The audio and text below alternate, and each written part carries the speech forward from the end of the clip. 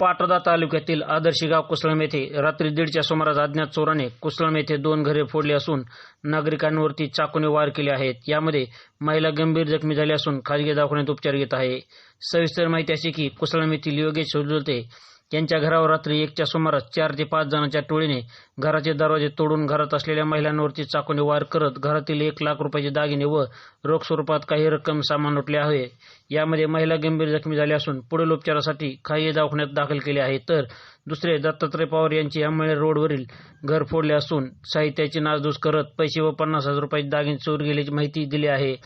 रात्रीचे पोलिसांचे पथक कुसळमध्ये हजर झाले होते.